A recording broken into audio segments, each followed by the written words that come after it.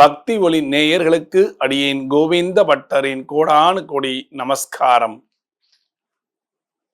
தீராத வியாதி தீர்றதுக்கு ஒரு சிறிய பரிகாரம் சொல்லி கொடுக்கிறேன். அந்த சிறிய பரிகாரத்தை செய்யுங்க, தீராத வியாதி கூட தீரும்.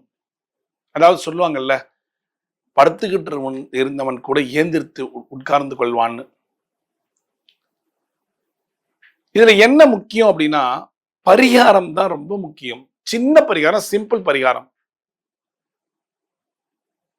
டாக்டர் சொல்லி மாத்திரை சாப்பிட்டு இருக்கேன், ஆனா இது எப்ப தீரும் அப்படிங்கிறது தெரியலன்னு இருக்குல்ல, நிறைய பேருக்கு இருக்கு வியாதிக்காக. அந்த வியாதிக்கு என்னைக்கு என்ன பரிகாரம் செய்யணுங்கிறது சொல்லித்தரேன். அதாவது வியாழக்கிழமை அன்னைக்கு காலையில, வியாழக்கிழமை அன்னைக்கு காத்தால வியாதி இருக்கிறவங்க குளிக்க முடியாதுன்னா பரவாயில்ல, கைகால் வாஷ் பண்ணிக்கலாம். தலையில மஞ்சள் தண்ணி கொஞ்சம் வச்சு புரோக்ஷனம் பண்ணிக்கலாம், தண்ணி தெளிச்சுக்கலாம். தெளிச்சுட்டு நேர பூஜை ரூம் வாங்க. குளிக்காட்டியும் பரவாயில்ல, குளிக்க முடியாதவர்களுக்கு தான் இது. என்னால குளிக்க முடியும் அப்படிங்கிறவங்க வெந்நீர்லயோ இல்ல பச்சை தண்ணிலையோ குளிச்சிருங்கோ. தலை குளிக்கணுங்கிற அவசியம் இல்லை. நேர வாங்க, நெத்திட்டுக்கோங்க, உங்க பூஜை ரூமுக்கு வாங்க. அதாவது சந்தனம் நெத்தியில வச்சுக்கொள்ளுங்க. வச்சுட்டு நீங்க பெரிய பூஜையெல்லாம் பண்ண வேண்டாம், தூபங்கள் காட்ட வேண்டாம், தீபங்கள் காட்ட வேண்டாம், ஒன்றும் பண்ண வேண்டாம். விளக்கு மட்டும் ஏத்துங்க. நான் அடிக்கடி சொல்லுவேன், விளக்கேற்றும் பொழுது ஜாக்கிர ஜோதி ரூபாய நமகா அப்படின்னு சொல்லி விளக்கேற்றுங்கள். இல்லைன்னா ஓம் திருவிளக்கே போற்றி அப்படிதான் ஏத்தணும். கண்ட கண்ட விஷயங்களை மனதிலே நினைத்து கொண்டு விளக்கை ஏற்றக்கூடாது. நேத்தி போட்ட சண்டை மனசுல ஓடும். இல்ல காலங்காத்தால ஏந்திரிச்சுன்னா நம்மள பம்பிழுக்கிறதுக்குன்னு யாராவது ஒருத்தங்க கால் பண்ணியிருப்பாங்க, அந்த டென்ஷன் மைண்ட்ல ஓடும். குளிக்க போறீங்கல்ல, அப்ப எல்லாத்தையும் கழுவி விட்டுருங்க. டென்ஷன் எல்லாம் கழுவிடுங்க, வேண்டாம். மனசுல ஒரு சந்தோஷத்தோட வந்து விளக்கேத்துங்க. மந்திரங்கள் சொல்லிட்டு விளக்கு. ஏன் மந்திரங்கள் சொல்லுகிறேன் என்றால், மந்திரங்கள் சொல்லும் பொழுது உங்களுடைய மனதானது லேசாயிடும். இருக்கிற டென்ஷன் எல்லாம் உங்களுக்கு ஞாபகம் வராது. கரெக்டுங்களா? அப்ப நீங்கள் விளக்கேற்றும் பொழுது 6 மணியிலிருந்து 7 மணிக்குள்ள விளக்கேற்றிட்டு ஓம் ஜாக்கிர ஜோதி ரூபாய நமகா அப்படின்னு விளக்கேத்துங்கோ. இல்லைன்னா ஓம் திருவிளக்கே போற்றி அப்படின்னு விளக்கேற்றுங்கள். விளக்கேத்திட்டீங்களா?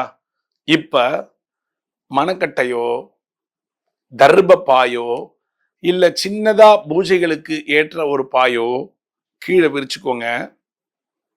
நீங்கள் உங்கள் வீட்டில் இருக்கக்கூடிய கடவுளை பார்த்து உட்கார வேண்டும்.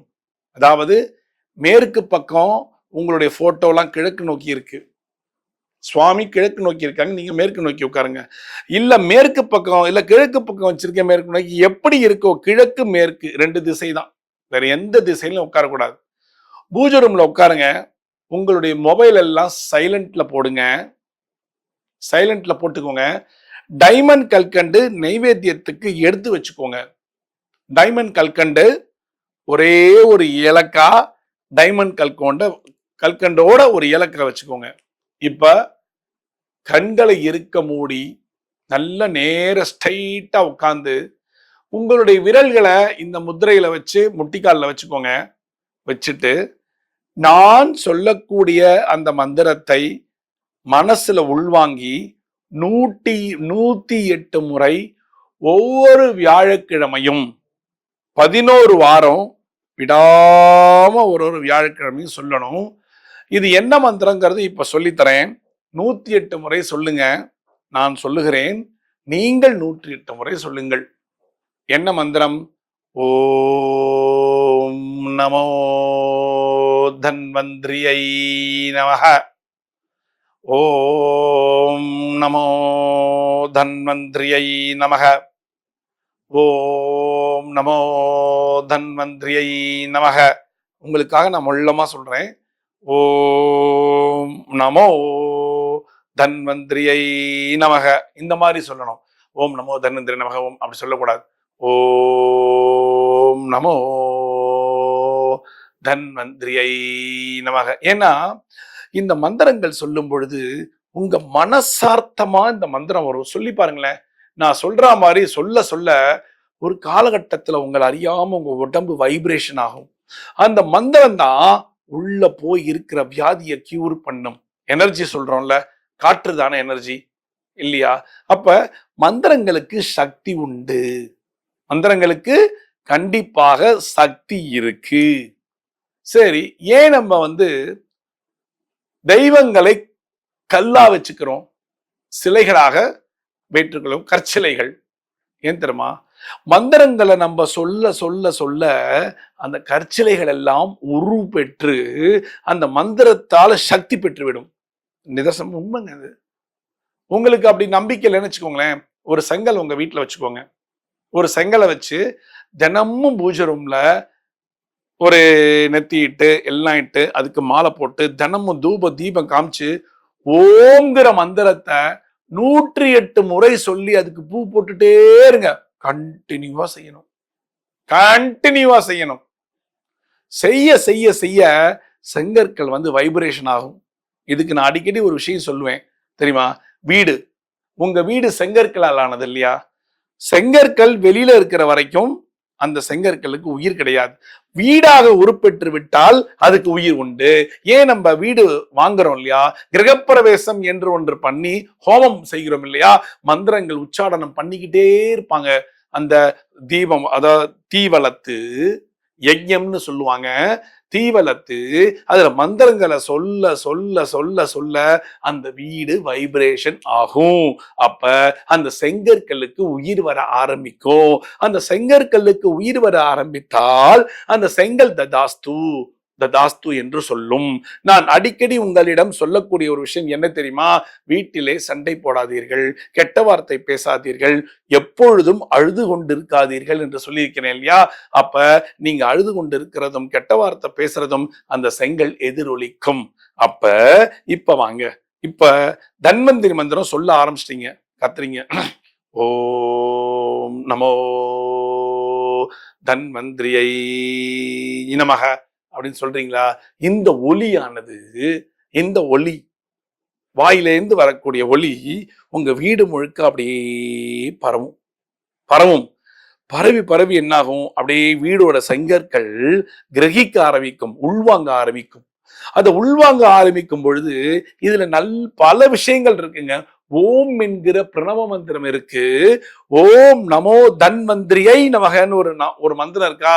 தன்வந்திரிங்கிறது யாரு? பெருமாளுக்கு இருக்கக்கூடிய டாக்டர், அவரும் ஒரு பெருமாள் தான்.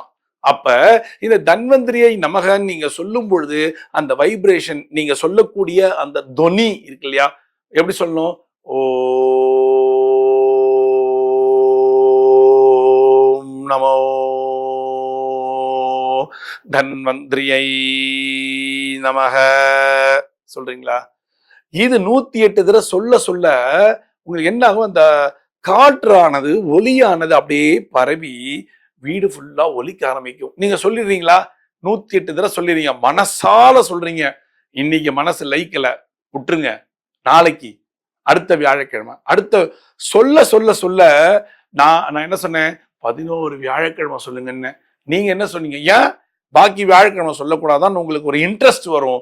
அப்ப மனசு உள்வாங்க ஆரம்பிக்கும். உள்வாங்க ஆரம்பிச்சு இந்த விஷயத்த சொல்ல சொல்ல சொல்ல, இந்த மந்திரத்தை சொல்ல சொல்ல சொல்ல வைப்ரேஷன் ஃபுல்லா இருக்கும். அப்ப பாருங்க, உங்க வீட்டுல நிறைய மாற்றங்கள் நிகழும். வியாதி மட்டும் இல்லைங்க, உங்க வீட்டுல இருக்கக்கூடிய துர்தேவதைகள் ஓடி போயிடும். அதுக்கப்புறம் நீங்க தூங்கும் போது பாத்தீங்கன்னா உங்க மனசு சொல்லிக்கிட்டே இருக்கும். உங்க மனசு சொல்லிக்கிட்டே இருக்கும். இந்த மந்திரங்களை உள்வாங்கி சொன்னீங்கன்னா உங்க மனசு சொல்ல சொல்ல சொல்ல உங்களுக்கு வந்த வியாதி போயிடும், இன்னொரு வியாதி வராது. ஏன்? வைப்ரேஷன் தான் எல்லாமே, பாசிட்டிவ் வைப்ரேஷன். இதை சொல்ல சொல்ல உங்களுடைய வாழ்க்கை ரொம்ப நல்லா இருக்கும். வசதி இருக்காது, எதுவும் இருக்காது, ஒரு தெம்பு கிடைக்கும். இதெல்லாம் உச்சாடனம்னு சொல்லுவாங்க தெரியுமா? மந்திரங்களை சொல்லிக்கிட்டே இருக்கணும். சரி 11 நாள் முடிச்சிட்டேன், திருப்பி ஆரம்பிங்க, திருப்பி ஆரம்பிங்க. எவ்வளவுக்கு எவ்வளவு மந்திரங்களை சொல்லிக்கிட்டே இருக்கீங்களோ உங்களுடைய உடம்பு பாசிட்டிவ் வைப்ரேஷன் ஆகும். உடம்பு, அப்புறம் வீடு. ஏன் சொல்லக்கூடாது? இதுக்கு காசும் கிடையாது, பணமும் கிடையாது. ஒன்னே ஒண்ணுதான், உங்களுடைய நேரம். அதாவது தவறான சில விஷயங்கள்லாம் நம்ம நேரத்தை செலவழிக்கிறோம். இது ஒரு நல்ல பாசிட்டிவ் எனர்ஜிக்காக செலவழிக்கிறதுல தப்பு இல்லை இல்லையா? செஞ்சு பார்க்கலாமே. காசும் இல்லை, பணமும் இல்லை, சொல்லி கொடுக்குறேன், செய்யுங்க. செஞ்சு உங்களுக்கு நல்லா இருந்ததுன்னா நீங்களே 4 பேருக்கு சொல்லுவீங்க, நீங்களே செய்வீங்க. செய்யறீங்களா? தன்வந்திரி பகவானை சேவித்து தன்வந்திரி மந்திரங்களை உள்வாங்கி நீங்கள் உங்களது வியாதிகளை போக்கிக் கொள்ளுங்கள். இது கடவுளாக நமக்கு கொடுத்த ஒரு சந்தர்ப்பம் தான். சந்தர்ப்பத்தை பயன்படுத்திக் கொள்ளுங்கள். நாளை நமக்கு நன்றாக விடியும். மீண்டும் ஒரு சாஸ்திர சம்பிரதாயத்தில் நான் உங்களை சந்திக்கிறேன்.